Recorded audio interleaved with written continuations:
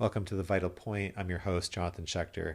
If you are interested in transformational work such as plant medicine, psychedelics, breath work, meditation, somatic practices, cold exposure, yoga, and more, then my friends, you are in the right place.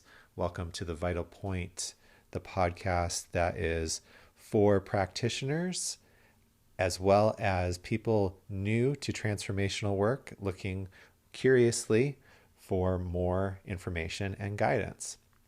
So, if you are new to this type of work, welcome. I'm your host, Jonathan Schecter. I am an integration coach and breathwork facilitator. I've also been meditating for about 20 years and do some mindfulness instruction as well. So, this podcast brings you leaders in the fields of transformational work, whether that's psychedelics and plant medicine work, breath work, or a myriad of other types of modalities. And my goal with this podcast is to not only introduce you to new modalities and practices, but help spark your curiosity to go out and actually practice them. So I hope you enjoy today's episode of the show. On this episode, I talk with Russell Kennedy, MD, also known as the Anxiety MD on Instagram. This was a really great conversation that really spanned the full spectrum of the topic of anxiety and how to work with anxiety and trauma in our bodies with somatic work, with internal family systems. And I really appreciate Russell's approach, his dedication to this topic. He has a wonderful book about it. And not only does he go into the theory and the explanation of, how trauma gets stuck in the body, what happens when that happens, how the body views anxiety and trauma as danger, how we can start to move through it and connect to it in a different way. But he also provides a practice at the end of the interview that you can follow along with and use whenever you are feeling stuck or feeling anxiety come up in your body. So I hope you enjoyed this episode. I hope it inspires you to do more of this work, because it's really important that we can begin to actually feel what's happening in our body rather than avoiding it, trying to numb it in the various ways that we do that, or even going to like a talk therapist and trying to talk our way through it. As Dr. Russell likes to say, what we resist persists. And so hope you really enjoyed this episode as much as I enjoyed talking with Dr. Russell Kennedy. Well, thanks. How are you? I'm good. Bouncing around, doing a bunch of stuff this morning. I have 3 dogs, so they definitely keep me busy. I would imagine. Yeah. Well, awesome. Thank you so much for being on the podcast. You're welcome. Yeah. I'm going to move this so that the boxes are out of the way there. That's a little better. Oh, cool. So welcome to the Vital Point podcast, the podcast all about different transformational practices, everything from breath work to meditation, somatic practices, psychedelics, you name it. If it's about transformation, most likely we're going to talk about it here. And I'm really pleased and honored to have today's guest on the show. He is Dr. Russell Kennedy, known on Instagram as the Anxiety MD. And he's got a great story. I've been following him for a bit. I think I actually found you at first on Clubhouse, and yeah, was just I do really, really, really into your message and the power of somatic practices and what's really going on in the body. So, is that how you would sort of summarize what you're doing, or would you put it a different way? I think somatics has a lot to do with it, for sure. I think there is some cognitive stuff that I work on too, because I think you need both. Daniel Siegel talks about having a coherent narrative, like what happened to you. So I think we do need a cognitive structure, as if we were physically, emotionally, sexually abused, if we were bullied, if we were neglected. We do need to understand that at a cognitive level. And then, some of the work that I like doing is in sort of internal family systems too, where you find the Yeah. part that felt alone, you find the part that feels sad, the part that feels like it needs to grieve, that kind of thing. Not that they're all just easy to find, but there's a bunch of different things. And I think somatics really help kind of supercharge that. I think you sit in a therapist's office and they go, how do you feel about your father's suicide? It's like, well, I'm sad and I'm relieved and I'm all this. But you don't really actually get into the unconscious realm of it where it's stored, where it was actually repressed, Right. unless you use the body to kind of get in there too. So if you use the body and kind of use a bottom up approach, and then you can use the mind as well to use that top down approach, the trauma is less likely to be able to slip away. You kind Mm. of you kind of surround it in a way, which on some level makes it harder because you can't escape it, especially for men, because we've been escaping our traumas for a very long time. Yeah. I love that combination of the somatic work with internal family systems. It's just such a powerful combination.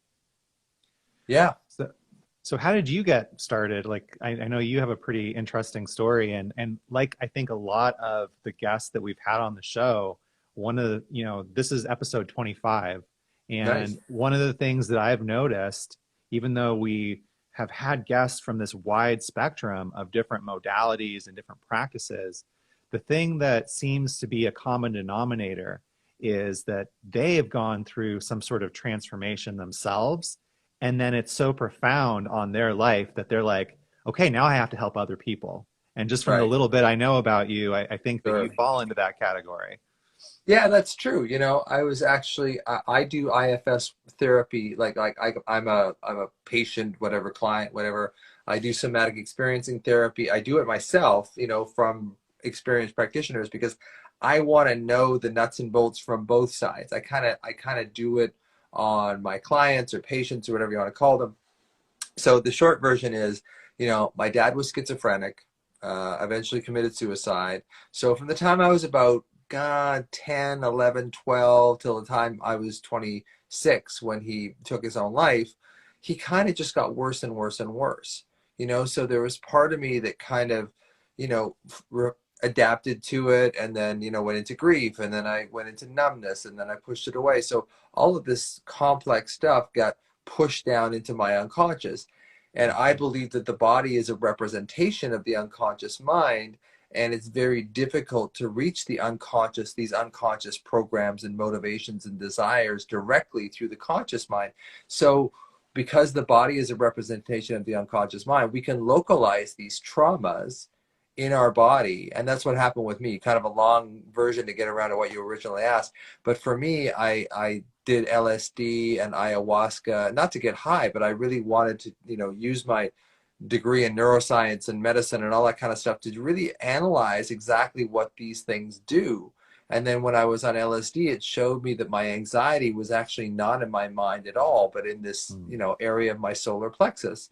And that was the place that I needed to go to heal it and to find it. And then on top of that, this is where it gets really kind of out there, is that I realized that that place in my solar plexus was my younger self, was my like 10, 11, 12-year-old self that saw his dad starting to fail, and kind of went into disarray, and at that point had to develop all these defensive accommodations and stuff, and layers on the onion to make it feel better and to survive and to stuff it down. And then when it gets stuffed down, it's really hard to kind of bring it back up again, especially for men, because we're not that body conscious. We're not as women are. Women have to, this may sound sexist or whatever, but every month when you get your period as a woman, you got to pay attention to your body. But in men, Mm. we don't have to do that. We Right. can go for years at a time ignoring our bodies. And as a physician, as a family medicine doctor, I would see men come in all the time with horrible things that they've let go for the last 2 years that we probably could have fixed 2 years ago. Right, right. And not only, I mean, not only just that, just the social conditioning that we have, Yeah. around man up, be a man, suck it up, walk it off. Totally. You're making me think of my grandfather. You know, he was a farmer his whole life, very independent person, and ended up in his 80s needing a hernia operation. And what did he do way too soon? Got back up and got back to Yeah. his farm chores. And Yeah. I ended up on the farm having to help him with his chores because he had to go back in for another surgery. Get it But redone. that's that mentality of like, nope, we just got to do it. And not to say that women don't have any of that social conditioning, but I do agree with you that as men, there's just sort of, we're not conditioned to really lean into the body and lean into what's happening, to clue in to what's happening in our body. Yeah, and to use our body as a conduit to those old unconscious programs that run our lives, that run our addictions, that run our motivations, that run our desires. It all comes from the unconscious. Very little of it comes from our conscious mind. So, if we're going to make a dent in these programs, we have to pretty much go in through the body. If you don't, Right. if you just use cognitive therapies, and I talk about this a lot on my Instagram page, if you're just using cognitive therapies, you're doing yourself a disservice because you can't actually heal from like anxiety, depression, all that kind of stuff just with cognitive therapy. You need some sort of somatic, unconscious, bridge to get in there and get right in the same room with those programs, as opposed to just trying to modify them, which is what a lot of conscious therapies do. They try and modify the situation, and you do feel better, but the underlying issue is still there. And the little analogy that I draw is like you're in a rowboat. There's a hole in the rowboat. It's starting to fill up with water. It's starting to sink. Now you got a can with you, so you can bail out the water, so you can make yourself feel a little better. And bailing out the water is the equivalent of just dealing with your thoughts. But unless you go in there and you actually patch the hole in the boat, if you actually fix that alarm in your body, that's what Right. that's what solves the problem. Otherwise, you're just bailing water and dealing with your thoughts for the rest of your life. Right. And I think I, just from the little bit that I know about your story, that's kind of the place that you were coming from before you did all this work on yourself, right? Is that Western medical model of let's just give you medication, uh, Well, which that's the how I was analogy would, trained. right? The That's how I analogy was trained. Yeah. is, you're not fixing the hole in the boat. No, exactly. I didn't Um, even know that there was a hole in the boat as a medical doctor. Like it didn't even occur to me because we're not trained in that environment. We're trained in this very reductionist model where kidney problem is just a kidney problem, and right. everybody I know has had an issue with a medical doctor at one time, just not treating them like a real person, treating them like a disease. And I think that's one of the issues in allopathic medicine is that we're very specific in treating something that may be causing you pain or relieving your pain or whatever, but we're not very sensitive to the person as a whole. And I think that's just getting worse and worse and worse because doctors are getting more and more burned out. So they don't have that emotional capacity to connect with patients so much anymore. And that emotional connection has such a huge role to play in healing. And so we're losing that. We're getting, our doctors are becoming technicians. Yeah, they know exactly how to, adjust your sodium levels if you have, kidney issues or whatever. But they don't really know, like, hey, what's going on in your life or what went on in your life that may have led you to this chronic, medical condition. Right. Right. Yeah, and like you said, the whole system is getting more and more squeezed. It's Yeah. more like get it, move them in, get them out. Not sit and talk to your doctor. Not let's look at these other facets, these other things that are happening in your body. Yeah, it's absolutely right. So what's one thing that we can do? Do you think to start, getting more in touch with our bodies and moving into the body rather than out of that allopathic model? Yeah, I mean, I think touch is amazing. Just basically touching yourself. It sounds kind of weird, but basically just getting used to your own touch, putting your hand over your heart, putting your hand on your throat. One of the things that I do with people all the time is I get them to find their alarm in their system. So for me, when I think about dealing with my father and when he was schizophrenic and had lost touch with reality and stuff. And I go back into that and I relax my shoulder, relax my jaw, take a couple of breaths, just sort of allow myself to open to that trauma. And then I say, okay, where do I feel that in my body? And this is what LSD showed me. I mean, LSD showed me where exactly where it is, so I don't have to look really that hard for it. But scan from your chin to your pubic bone. Usually it's around the center of your body somewhere, like your belly, your solar plexus, your heart, your throat, although it can be anywhere. And just find an area that kind of lights up. Like when we go through a bad breakup, we have a heartache. We actually have pain around our heart area. And it's kind of an analogous thing or analogous thing that it happens when we have trauma too. Like that sensation is put into our bodies. So I have lots of people who, weren't able to stick up for themselves to their parent, and they have all this alarm that's stuck in their throat. When I get people when they have alarm in their throat, a lot of times the first thing I'll ask them is like, who couldn't you tell? Like, who couldn't you either, ask for support for, or who, if you were being bullied at school, you couldn't tell this to your parents because you were afraid of how that was going to, come across. So you block all this energy in your throat. And, as a medical doctor, sometimes I want to have a seizure when I talk about this more ethereal stuff, but it's really true. I see a lot of people with alarm in their throat that just couldn't express when they were a child what was hurting them. And so you find it and then you put your hand over it and you sort of really get into that area and really feel the touch of it and the sensation of it and feel the warmth of your hand. And how big is it? Is it the size of your fist? Is it hot, cold, warm? Does it have a texture? Does it have a shape? Does it have a color? So for me, my alarm is in my solar plexus. It's got this image of these sharp kind of crystal points. It's purple. It's like a pain or a pressure or a dull ache. It pushes up into my heart and it pushes into my back.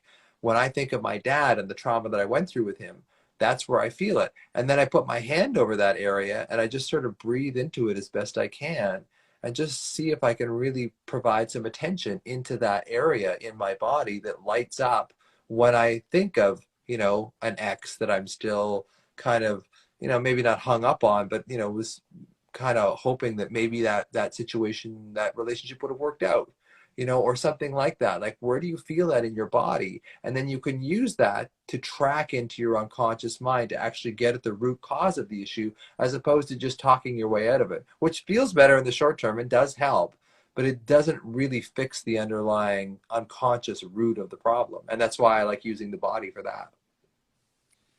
I love how specific you are about, where your anxiety, where your trauma is in your body. To me, that is a great example of how much work you've done yourself around it. Yeah.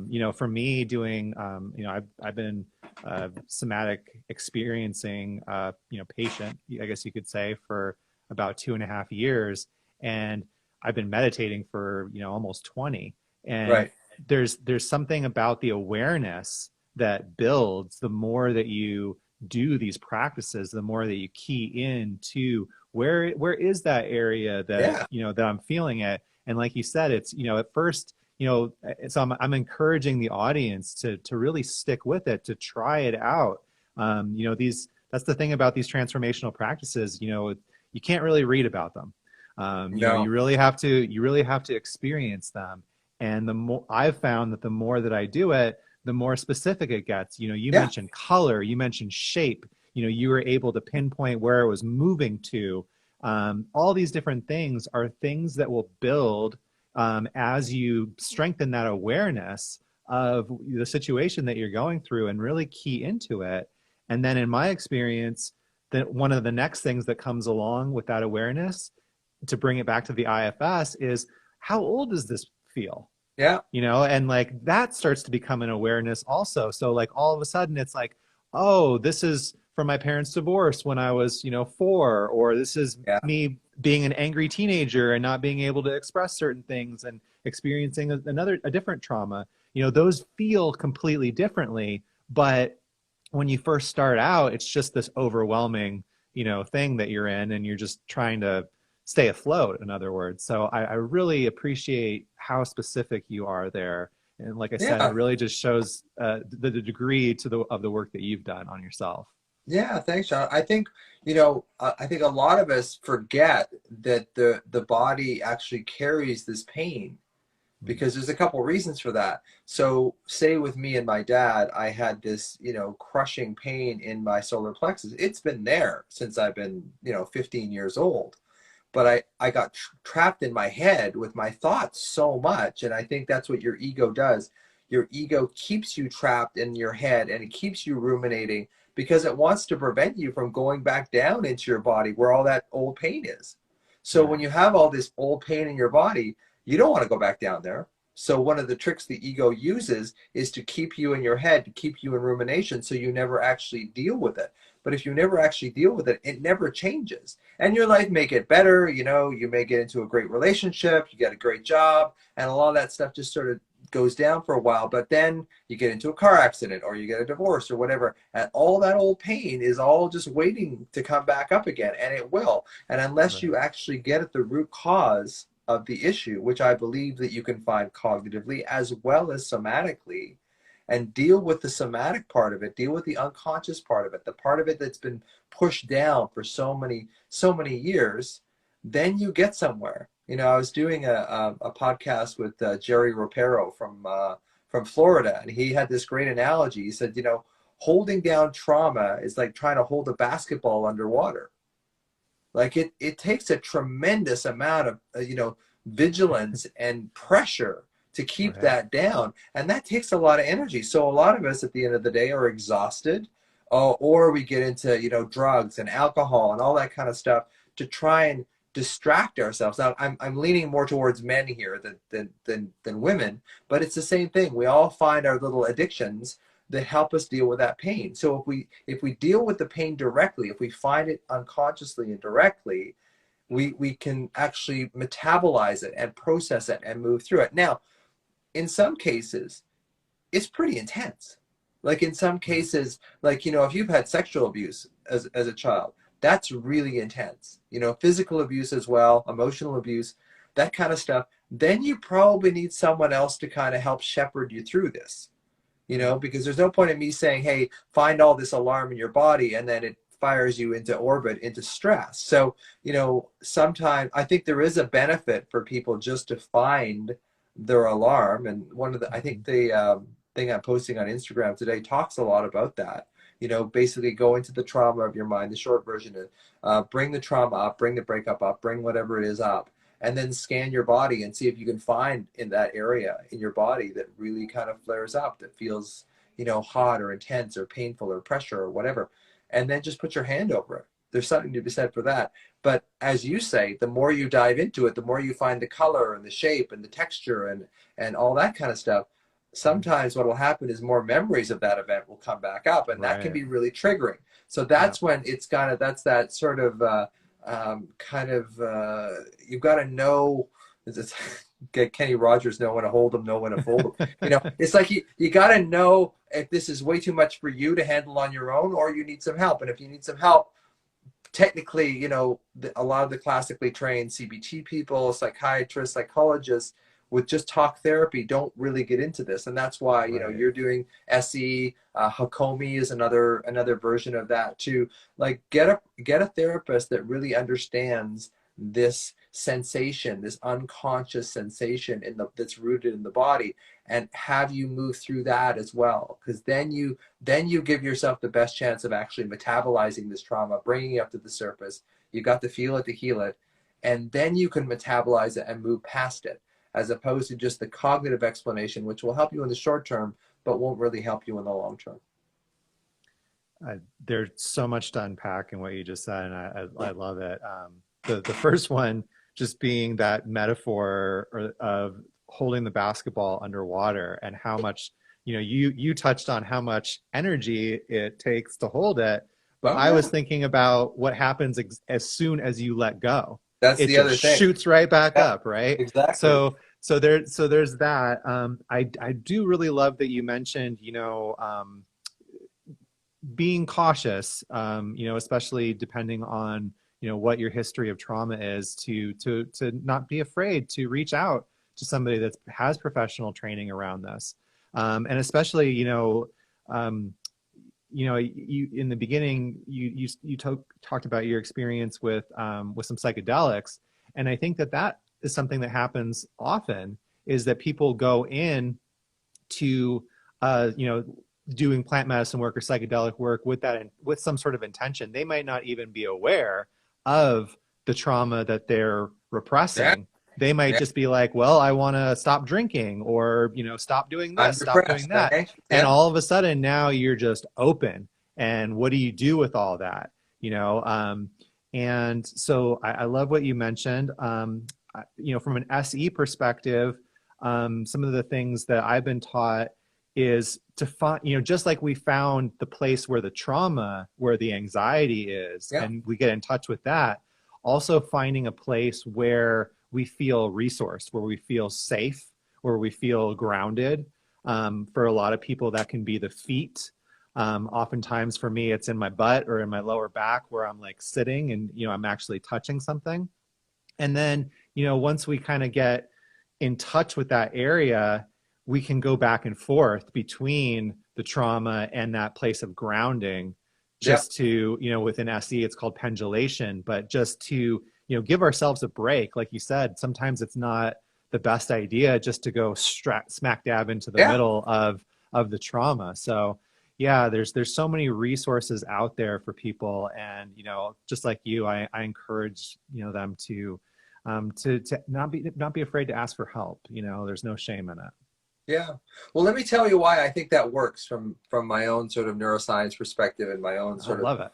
psychological perspective is I think when you pendulate, when you go back and forth, some therapies call it oscillation, pendulation, whatever it is. But basically what you're doing is you're going into the trauma place in your body, and then you're going to a place that feels either neutral or good. So for me, it's kind of my sinuses. I've done a lot of meditation. So when I'm in my meditation, I really focus on the air going in and out of my sinuses. So for me, that's a pleasant sensation. So what Mhm. I will do is I'll go into the solar plexus, I'll go into the anxiety, the pain, and then I'll stay in there for 15 seconds, 30 seconds without adding thoughts to it as best I can. Just ignoring the thoughts, because the thoughts will come and peck at you as far as that goes. So it's just, if you can just sit in the sensation and then just sort of move, make that mental movement into this sensation that feels good, and just sit there without a whole lot of thought. I call it sensation without explanation. So I just want you to sense it. I don't want your mind to start explaining it. Just sense it, just feel it. And then go back into the painful sensation and then back and forth, say 15, 30 seconds in each place. So what that does, I think, is it shows the unconscious mind, because when you experience this trauma, typically as a child, there was no escape. Everything was black at that point. There, you were a child, you had no power, everything was black at that point. So when you do pendulation, what you're doing is you're showing your amygdala, you're showing your unconscious mind that, hey, we're not back there anymore. There is this crack of light, there is this feeling that I feel in my sinuses that actually feels good. So this alarm that I felt in my system is not all encompassing anymore. I'm not a 10-year-old boy anymore, watching his dad being taken away to the mental hospital. I'm actually in a place now where I see things differently. And then what you do is you bring that unconscious child who feels helpless and hopeless into your adult self, which has hope, which can see the light. And so now that child sees a crack of light where before there was just darkness. And then once you open that up, then things start to really sort of shift. But until you show the unconscious that you're not in this dark hole, that there is no escape, because that's what it felt like for a child. When you show them that there actually is a light at the end of the tunnel, then they can start to relax. Their body will start to relax a little more. Now, there's a lot of resistance to that, because you've been holding that beach ball or that basketball underwater for a long time. And as you know, the farther you push that ball down, and we've all done this, we've all pushed the ball underwater Right. and then let it go, and it comes up, it might hit you in the face, or it might hit your buddy in the face or whatever. But the more you push it down, the more force that it comes back up with. So it's a matter of what they call titration, going back and Yeah. forth and just titrating back and forth, so that you show the unconscious mind that this pain isn't all of you. because when Yeah. you were a child, it did feel like that pain was all of you. Right. And sometimes, that it was life threatening, Yeah. and that's why we end up, like you said, trying to numb it out, trying to self-soothe.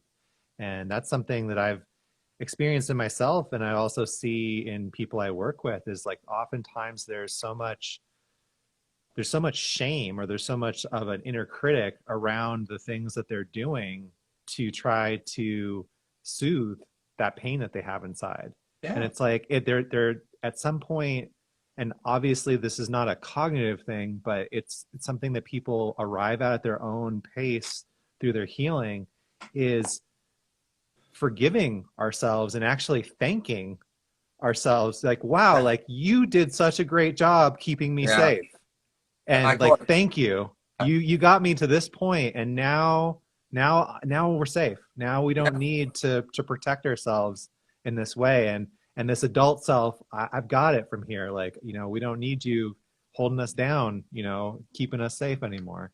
So there's Yeah. so much wisdom in that.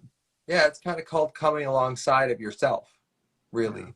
Because I think, there's a quote that I use quite a bit, is when you neglect, shame, or cause pain to a child, the child doesn't stop loving the parent, they stop loving themselves.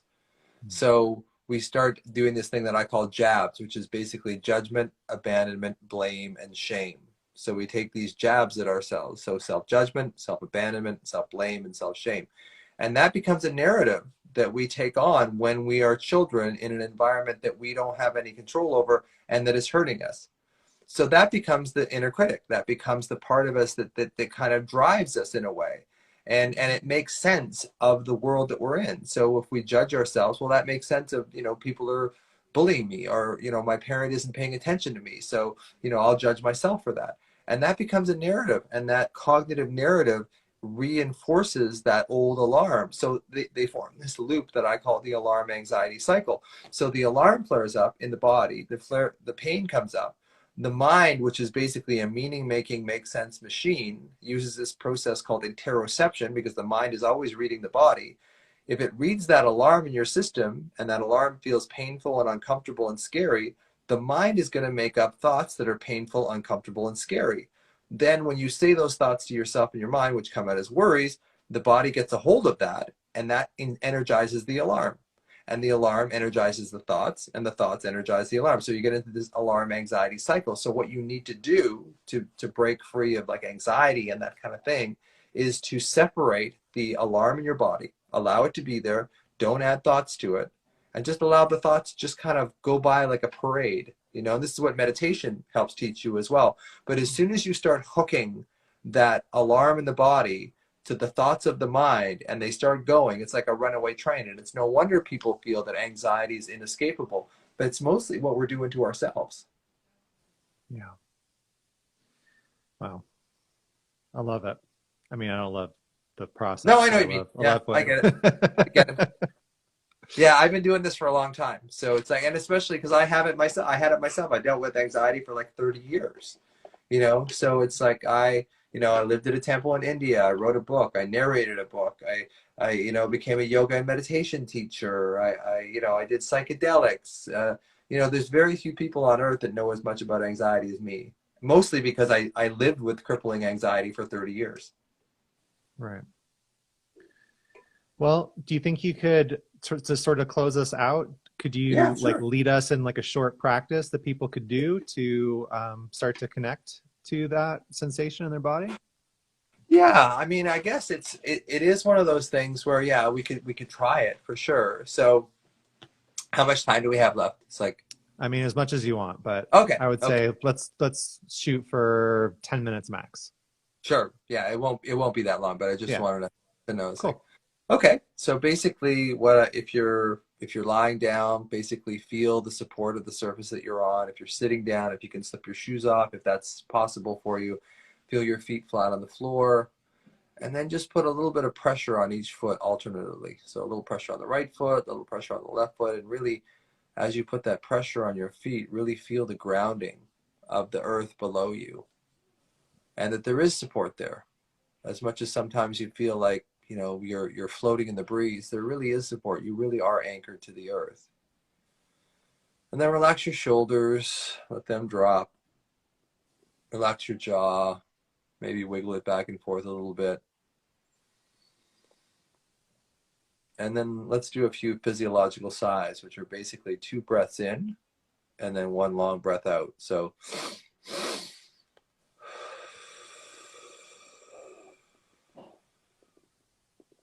and just keep doing that. 2 fairly quick breaths in and a longer breath out. Let your shoulders drop. You can move your neck from side to side. Feel your feet on the ground again. And then just see if you can come into stillness.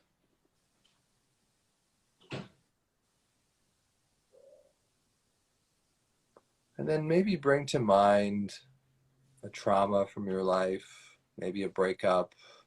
Don't pick the worst trauma of your life. Like just pick something that still troubles you or, is even troubling you today. There's something that's happened in the last week or so that's troubling you. And then scan your body, from your kind of like your chin down to the pubic bone, sort of in the midline there. And see if you can find an energy that maybe feels a bit like a heartache. Maybe feels a bit like a pressure or a pain. And see if that localizes somewhere like your throat or your solar plexus or your belly. It can be anywhere though too. People get it across their shoulders, their thighs. Just see if there's an energy when you bring up that old pain. See if there's a place in your body that kind of lights up a little bit, becomes a little more energetic. Maybe hot or cold or warm or cool. Maybe feel sharp or pointed or dull or aching. Just look for an energy in your body. And if you don't find it, that's okay. Sometimes it takes a while for us to really start scanning our body and really start seeing where it is. But I'd encourage you to, try this practice, on a fairly regular basis, just to see if you can isolate some of the old alarm, the old trauma that's held in your body. And if you can find it, if it's in your throat or your heart or your solar plexus area, just put your hand over it, either hand, and then just do some slow circles over that area that you feel your alarm. Just feel the warmth of your hand. Just feel that connection that you're making to yourself. It's almost like you're completing an electrical circuit. And then maybe make the hand go the other direction, counterclockwise. And then put your other hand on top of your first hand and just stop for a second and see if you can really sense the energy, the heat of your hands, the energy of your hands connecting with that old place of old trauma and alarm. And it might bring up some tears, might bring up some sadness, might bring up some anger, some frustration. But just sit with it without trying to explain it. Sort of sensation without explanation. Just sit with that feeling and just without words kind of let that alarm know that you've got it, that you're here, that your adult self is connecting with that younger version of you that did feel alone and did feel like they couldn't tell what was happening to them.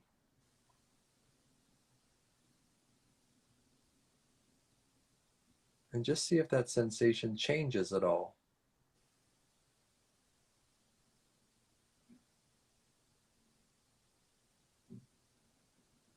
Nice, slow, easy breath.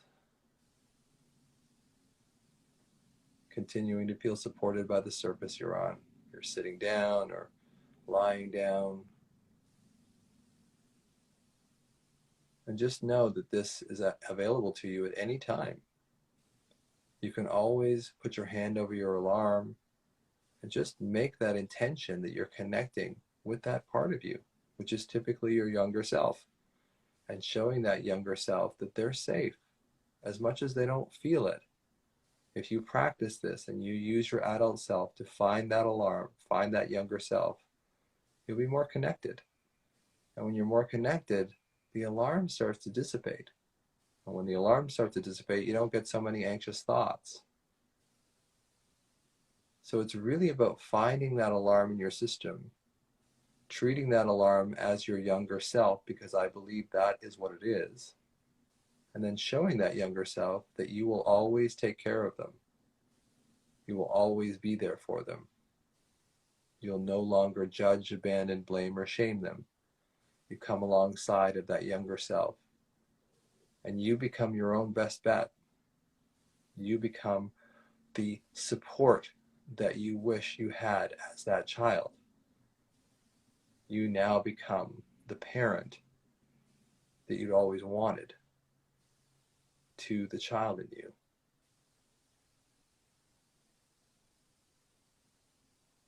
Let's recheck in with your jaw. Just relax your jaw, relax your shoulders. Take a breath. We're going to come up out of this state. Maybe take a deep breath in through your nostrils. Maybe open your eyes if they were closed. Slowly adjust to the room around you. See where your eyes get attracted to. Continuing to feel that grounding, your feet, your back if you're lying down. And know that this procedure is available to you 24 hours a day. Middle of the day, middle of the night. You can always find that alarm, that younger self, and connect to them and show them that they're okay, because they still may not feel okay.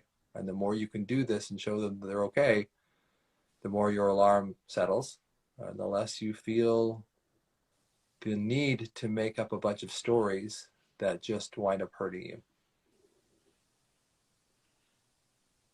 So thanks for joining me on that. Thank you Something so that always much. helps me. Yeah, thank you. Thank you so much, Dr. Kennedy. Really appreciate you offering that. You can call me Russ, Jonathan. Okay. Thank you, Russ. So, where should people go to find out more about you or to work with you? You have a book, right, as well? Yeah, I have a book called Anxiety RX on Amazon. It's on audiobook as well as print book.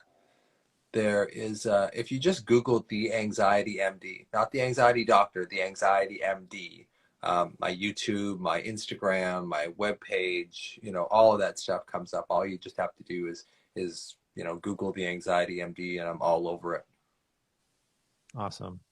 Yeah, I know you're on Clubhouse, and Yeah, love your content here on Instagram too. So, really yeah. I do appreciate Clubhouse room all. every Sunday at noon Pacific time. I do a room on Clubhouse for about 2 hours where I talk about a different aspect of anxiety, and sometimes I'll do kind of intuitive readings on people and help them understand where their anxiety comes from and what they can do about it. So yeah, I really like my Clubhouse room. I'm doing it this weekend as well, but I'm doing my somatic experiencing training this weekend. So I only Awesome. have like an hour between 12:30 and 1:30. Usually it's 12 to 2, but today this weekend is only going to be 12:30 to 1:30. And then next week, after this Sunday, I'm going to interview Dr. Ellen Bora, who's a psychiatrist who just wrote a book called The Anatomy of Anxiety. So that should be a really fun room. So that'll be, I think, the 27th of March. Awesome. Well, everybody, if you're not already, please follow Dr. Russell Kennedy, the Anxiety MD, here on Instagram. And thank you so much for the work that you're doing and for being on the podcast. Really appreciate it. Thanks, John, and thanks It for was the a work you're doing pleasure. too. The Yeah. more we can get the word out there, the more we can start changing the way this is looked at. In it from a really like credible source. I think sometimes we get a lot of the people that are coming from this kind of very ethereal spiritual place, and it's easy to discount that, but I've got a degree in neuroscience, big background in developmental psychology, and a degree in medicine. And this is what I have found has worked the best thing for me. So here's a medical doctor saying, look, it's not all just sort of smoke and mirrors and witchcraft. There is something to this. Right. Right. Well, thank you. And thanks everybody for joining us on this episode of the Vital Point podcast. All the episodes are available on Instagram on my account, Blue Magic Alchemy. And you can also find episodes in audio form on major platforms, Apple, Spotify, Anchor, and Google. So this will be up later on this week. So Dr. Russell Kennedy, thank you so much for joining us. Really appreciate it. Thanks, Jonathan. It was great. And thanks for everybody for tuning in, and hope to see you again next week on The Vital Point. Till then, cheers. Thanks for checking out another episode of the podcast. I hope that you not only enjoyed it, but that you feel inspired to go and do some practice of your own. You know, whether that is something that is a part of your regular routine, like meditation or breath work, or trying something new, like taking an ice bath or starting a new mindset practice. Maybe you feel curious to something that you've been called to try, you know, working with a new teacher, a new facilitator, or maybe even working with psychedelics or plant medicine in whatever way is safe and legal for you where you live. My hope is that you are, curious and continue to expand your transformational practice, and that this podcast inspires you to continue doing that. As always, if you can follow or subscribe to the podcast on whatever platform you're listening to it on, it definitely helps. And if you can leave a review, even just a few reviews really help to push the podcast up in the algorithm and help make it more visible to more people. I'd love it if you shared it with your friends if you're finding it valuable or interesting. As always, follow me at Blue Magic Alchemy on Instagram, all one word. And if you're interested in learning more about breathwork, or you'd like support integrating or preparing for self-development and transformational practice, reach out to me at bluemagicalchemy@gmail.com or at Instagram to set up a discovery call for Instagram coaching. Until next time, thank you, be well, and keep practicing. That's the Vital Point.